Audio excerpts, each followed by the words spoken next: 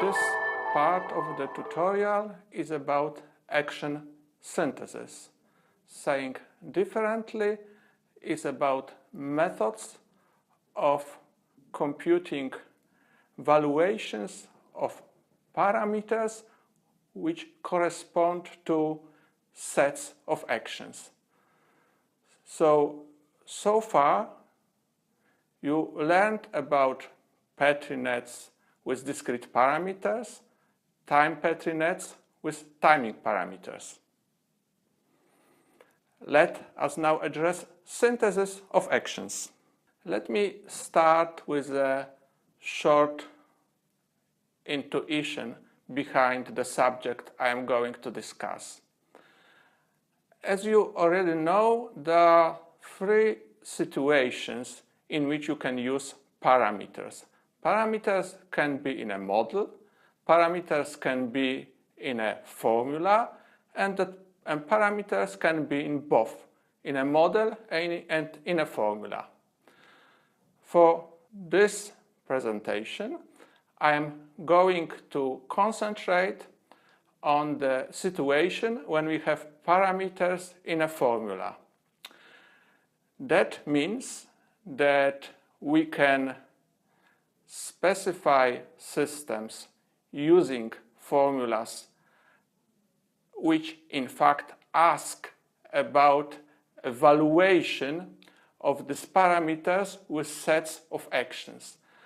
And this is also a way, in fact, of asking questions about models. If we think about standard model checking approach, which is about finding whether a formula holds in a model, now we will be asking a question for which valuations of our parameters our formula holds in a model.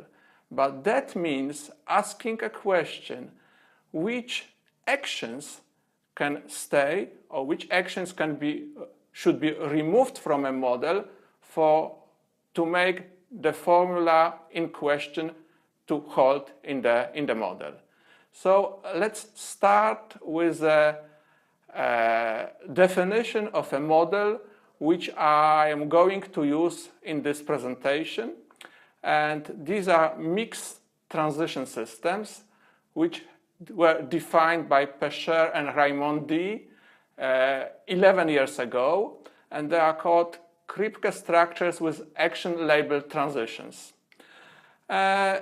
These are just 5 tuples, as you can see here, which are composed of a set of states S, the initial state S0, set of actions, and this is a new component if you compare these models to standard Kripke structures, because in standard Kripke structures you in fact are not using actions, and also transitional relation is now a bit more complex, because this is a subset of the Cartesian product of the set of a set of states, set of actions, and set of states. So this is a labeled transition relation. We label all transition with actions.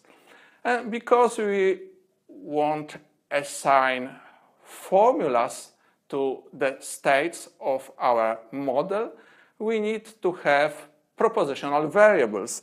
And so this is a component of our model.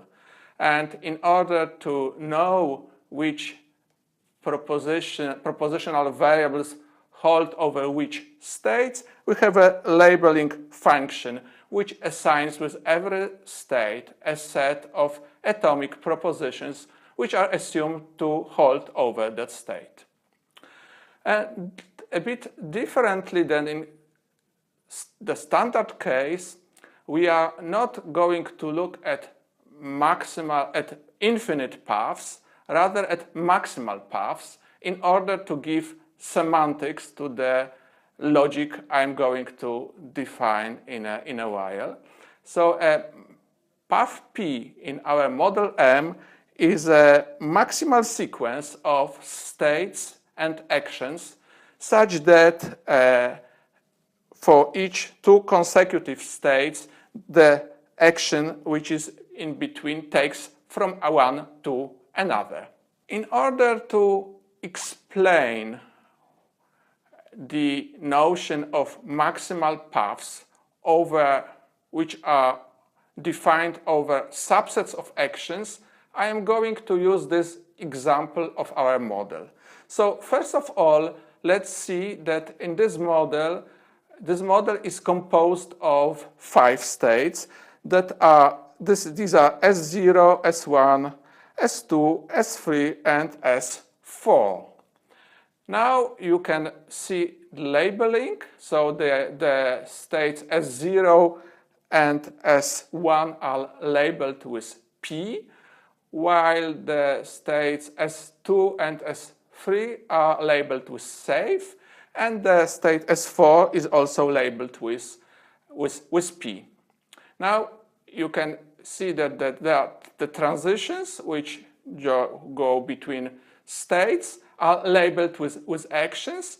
So in the in the set of actions we have A1, action 1, action 2, action 3, and action 4. Now what I am going to show you is how we define maximal paths over a subset of a set of all the actions, and this is defined in the following way. So let's take as a subset of all the actions only 3 actions: Act 1, Act 2, and Act 4, and let's look which maximal paths are in the set of all the maximal paths starting from S0. As you can see, there is only one infinite path, and this is the path which loops here an infinite number of times. So this is that one, loops over Act 1, Act 4, and there are two infinite sets of finite maximal paths, namely that one in which first there is a number of executions of Act 1 and Act 4, and then Act 1 and Act 2. And there is another possibility for a set of maximal paths.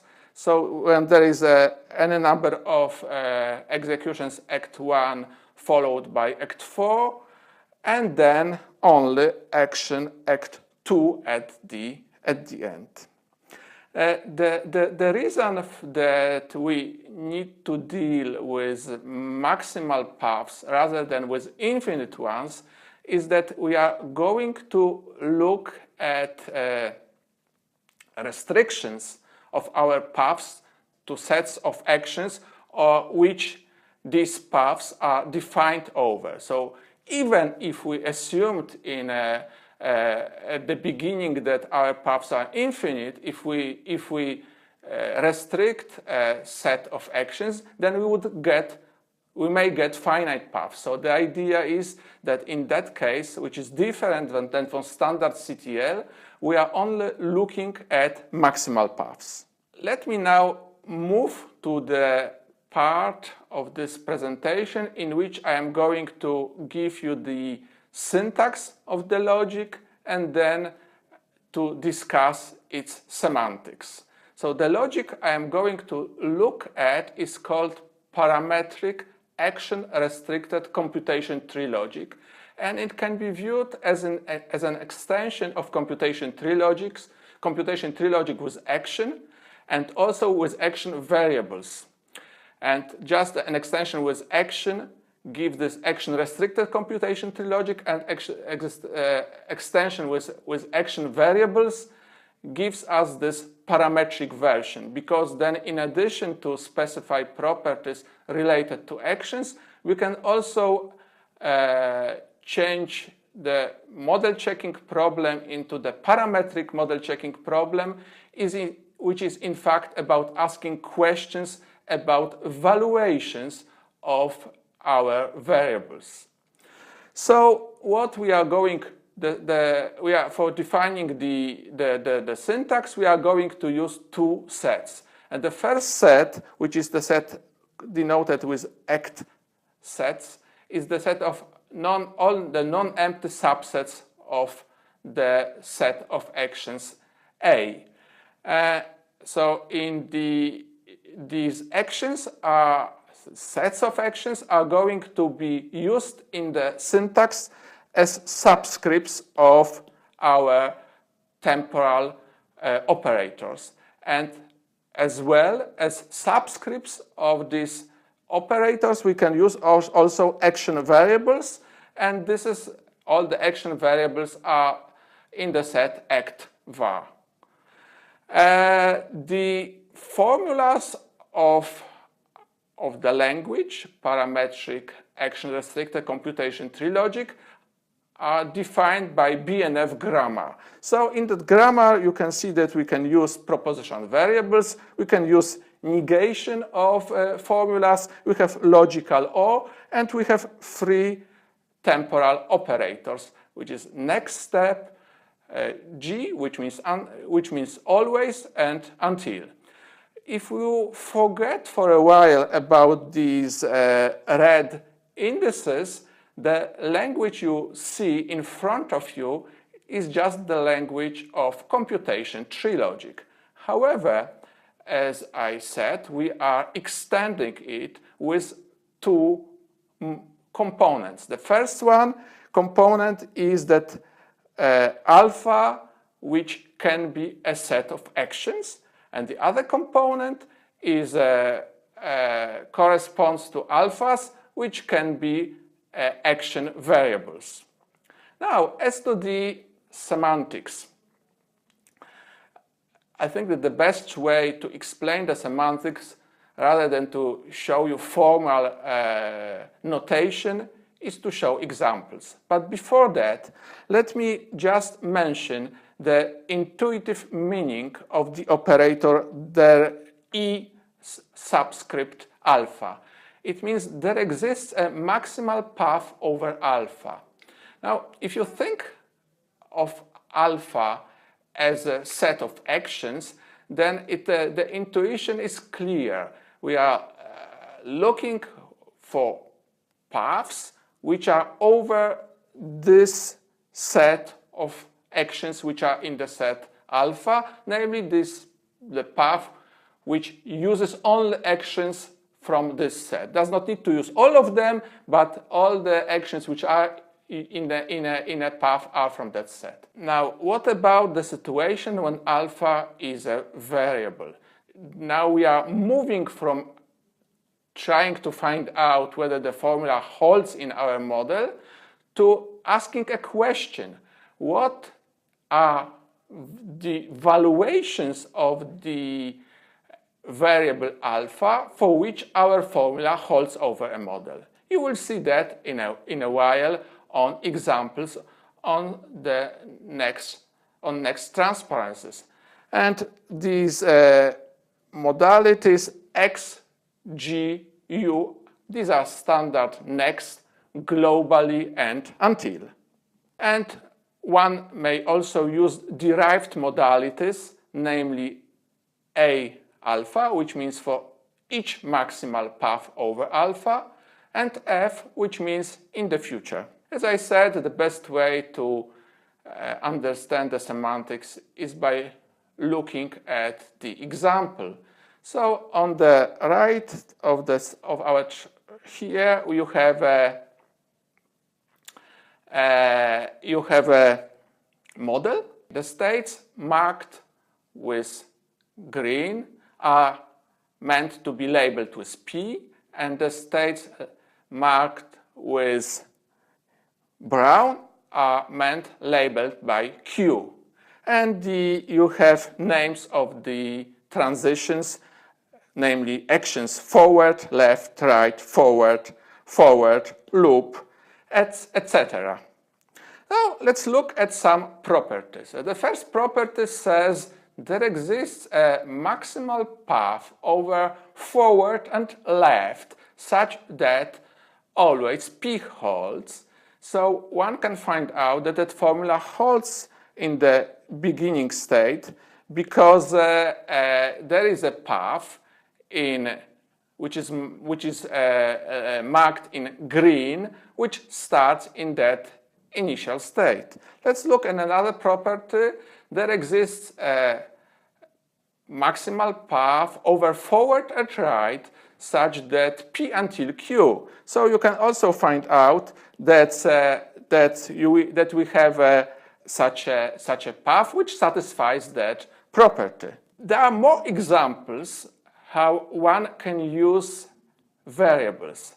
Namely, we can write a formula like that one, the first one, which specifies, which corresponds to infinite loops detection.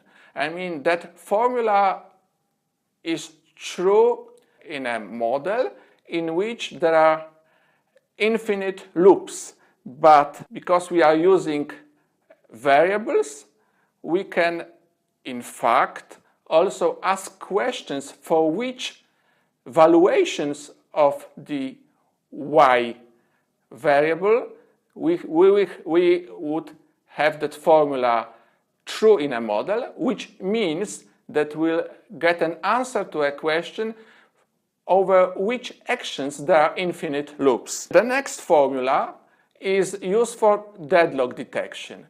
In fact, that formula specifies that there is no deadlock. So if we use that formula together with the variable y, we can ask question for which valuations of that variable there is no deadlock. So obviously, if we know for which action sets there is no deadlock, then we obviously can also answer the question for which there is a deadlock.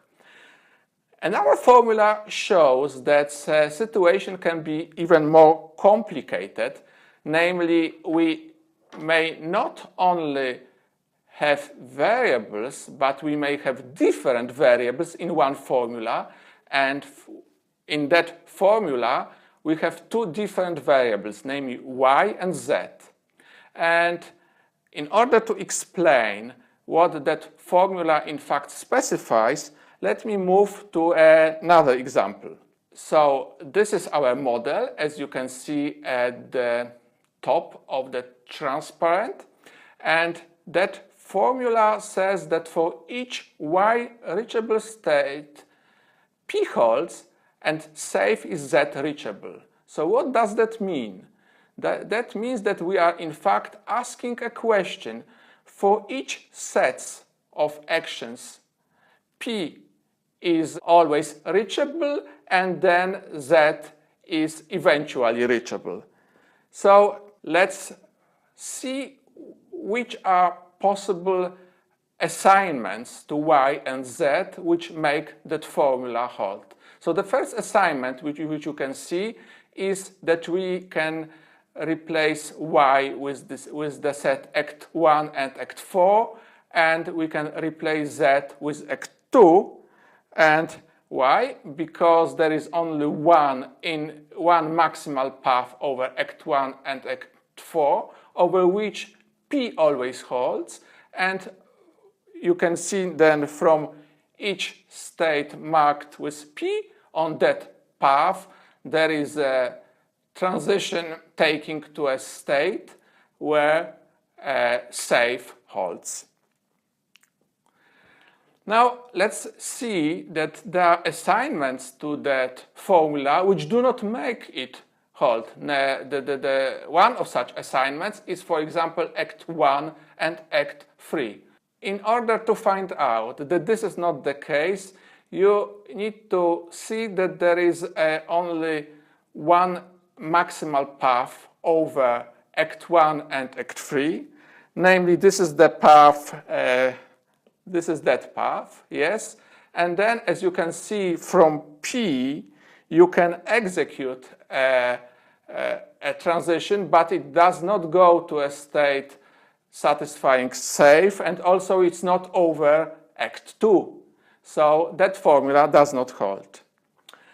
So the general goal for this logic is to describe all the valuations of y and z which make, in this case, such a formula to hold.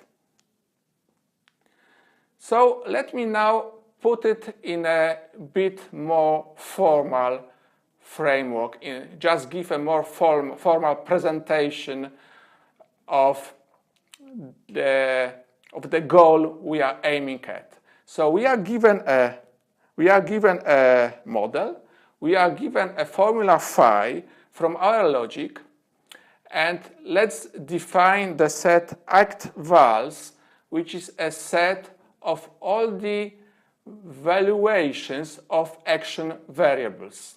Okay?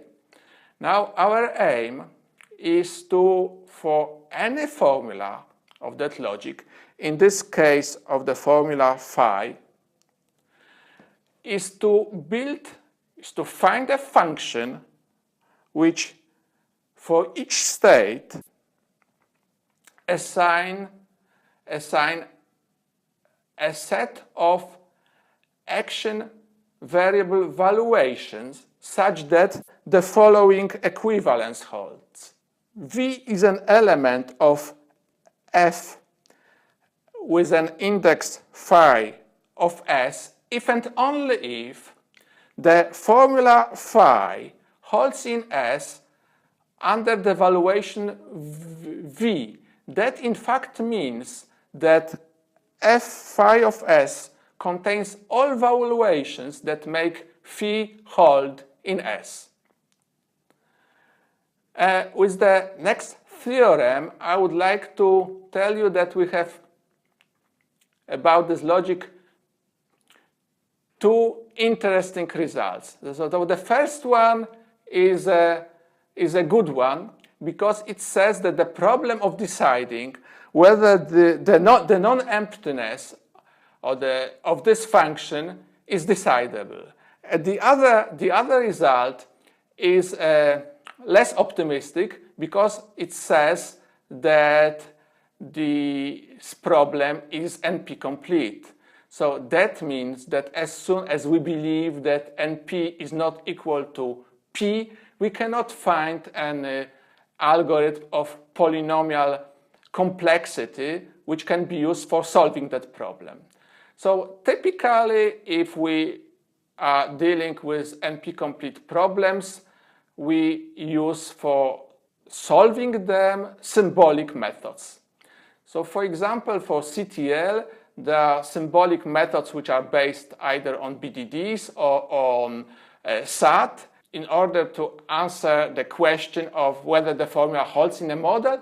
And in our case, this question is more complicated because we are not going to only answer the question about whether the formula holds in a model, but we would like also to say if that formula contains variables for which variables valuations that formula holds in a model. Typically, if we are dealing with symbolic implementations, algorithms, they rely on recursive equivalences which define formulas of our logic. I mean, for CTL, you can give a list of the recursive equivalences defining temporal operators in terms which is in fact used then for fixed point computation. So let's look what's going on here. So let's see first at the formula. There exists a maximal path over y such that always phi holds.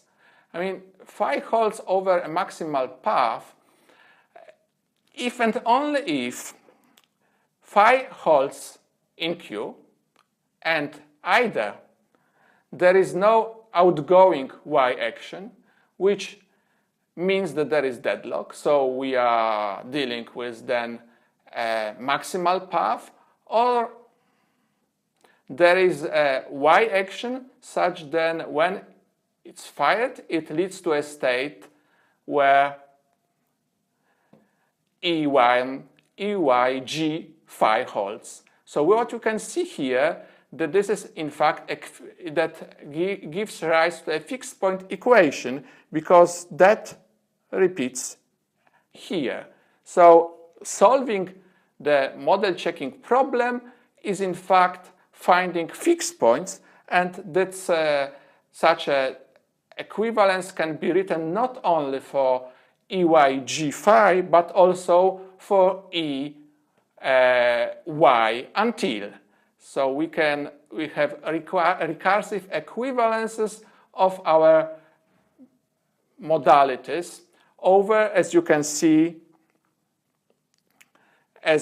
here, that repeats here, that repeats, and for that we use these next step operators. One can use an implementation, and that is what we are doing in the tool Spatula, which first implements the next step operator, that one, and then compute fixed points using BDDs. That's similar to the case of CTL, computation tree logic, but we are not dealing with sets of states over which our formula holds, but we are rather dealing with indicator functions which correspond to saying for which sets of function valuations our formulas hold.